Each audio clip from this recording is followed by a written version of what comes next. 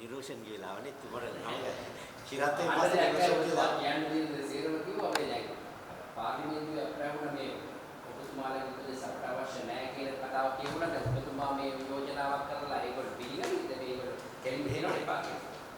Gene පියාජිගේ අධ්‍යාපනඥයා ප්‍රකාශ කළා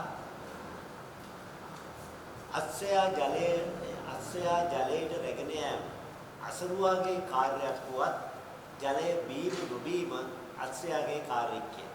අසරුවාගේ කාර්යය අපි කරා අස්සයාගේ කාර්යය කරනවද නැද්ද කියන එක ආණ්ඩුවට බාරයි. මේ අවස්ථාවවත් කුවක නොවි උද්දච්ච නොවි මේක ආණ්ඩුවට තනියෙන් කරන්න පුළුවන් වැඩක් නෙවෙයි. සමස්ත ජාතියම ගැට ගහ ගන්න ඕනේ. සාමාන්‍ය චන්ද්‍රිකා ජනාධිපතිතුමියට සමහරු කිව්ව එකලෙන් උද්දච්චයි කියලා.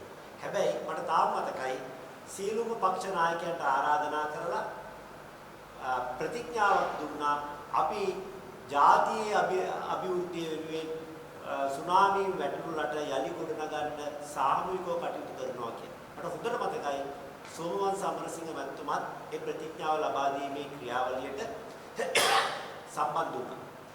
එතකොට ඉතින් අනුර දිසානායක ජනාධිපතිතුමාගෙන් අපි ඉල්ලා සිටින්නේ ඔබට අපි කියන දේ පිළිගන්න බැරි නම් අඳුම ගන්නේ හිටපු නායක ඔබ නායකත්වයට ගෙනාවු සෝමවංශ සමරසිංහ මහත්මයායි 2004 දී සුනාමි සමයේ ලබා දුන්න ආදර්ශයවත් රටට ලබා දෙන්න කියලා.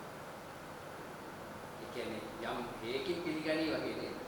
මම එහෙම හිතන්නේ මං කිව්වනේ මගේ වැඩේ මොකද්ද? අස්සයාව දියට ගෙන යෑම. ඒක මං කරා. අපි අපේ රාජකාරිය කරා. දිය බීම නොබීම ඉදිරියේදී බලා ගන්න පුළුවන්. හැබැයි මේ මොහොතේ පක්ෂ දේශපාලනයේ ඔළුවේ තියාගෙන උද්දච්ච සූරියන් ආණ්ඩුව වැඩ කළොත් ඒකේ අවාසිය ආණ්ඩුවට සමස්තයක් හැටියට දැන් ඔබ පරිසරයේ වේදිකේ පාර්ලිමේන්තුවේදී කියුණා එක മന്ത്രിවරයෙක් ඇත්තටම මේ මහවැලිය අරින්න හදපු ඉඳ කියලා තුමාට කියුවා. දැන් ඔබගේ අදහසක් තියෙනවද දැන් ඔබ පරිසරය ගැන අවබෝධයක් තියෙනවද? මෙහෙමයි. ඒ ජලාශ හැදුවා නැත. මේ මෙතන සිද්ධ වුණේ අපේ ජලාශ හදපු නිසා මේක සිදු වුණා කිව්වොත් ඒ සම්පූර්ණයෙන් වැරදි. එහෙම නැත්නම් කාට හරි කියන්න පුළුවන් මේ ලෝකේ වැඩිම මිනිස්සු මැරලා තියෙන්නේ මොකක් කරද්ද? ඇඳේ නිදාගෙන ගන්න නිසා. ඒකයි කියලා අපි කවුරුවක්වත් වෛද්‍යවරයෙක් කියන්නේ නැහැ.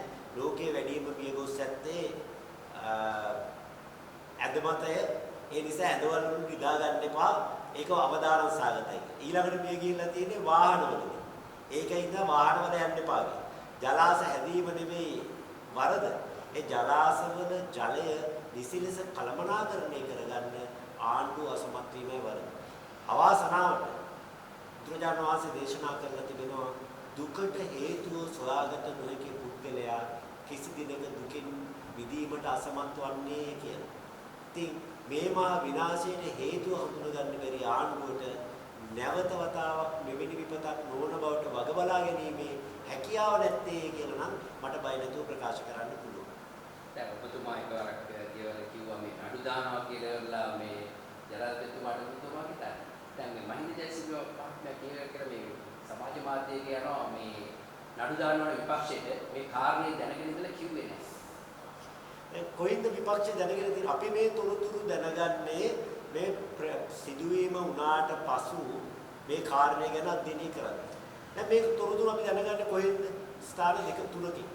එක කාලගුණ විද්‍යා දෙපාර්තමේන්තුවේ අධ්‍යක්ෂක ජෙනරාල්වරයා මාධ්‍යයක් ඉදිරියේ කියනවා නොවැම්බර් 12 වෙනිදා සුළු කුණාටුවක් ඇතිවීමේ අවදානමක් තිබෙනවා. ඒතකොට ඒක අපි දකින්නේ මාධ්‍ය වලින් නම් ආණ්ඩුව පළවෙනි ප්‍රශ්නේ න ආණ්ඩුවේ කට්ටිය මාධ්‍ය වල ඔබ දැක්කේ නැද්ද? එහෙනම් අපි දැක්කේ මාධ්‍ය වලින් නම් ආණ්ඩුවත් එක මාධ්‍ය වලින් දකින්න ඕන දෙගොල්ලන්ටම එක හා සමානයි. හැබැයි අමතක කරන්න එපා කියන්නේ කවුද? කාලගුණය පිළිබඳ ආණ්ඩුවේ ඉන්න ඊළම නිලධරයා. එහෙනම් මාධ්‍යයට ඇවිල්ලා කියන්න කලින් ඔහු ප්‍රකාශ කරනවා අපි සාමාන්‍යයෙන් මෙවැනි තොරතුරක් ලැබුණාම ආපදා කළමනාකරණ මධ්‍යස්ථානයේ වාරි මාර්ගය ඇතුළු සියලුම අදාළ ආයතන වලට දැනුම් දෙනවා. මේ කාරණේත් දැනුම් දුන්නා.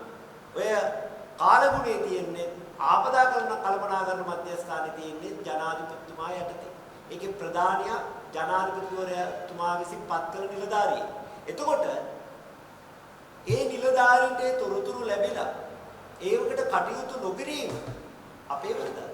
දැන් ඉන්දියාවේ කාලගුණ විද්‍යා දෙපාර්තමේන්තුව කියනවා මේ අවදානම ගැන මේ මහා ව්‍යසනය ගැන මුලින්ම දිනපතා ඊට පස්සේ පැය 6න් 6ට අන්තිමට පැය 3න් 3ට ශ්‍රී ලංකාව දැනුම්වත් කළා කියලා.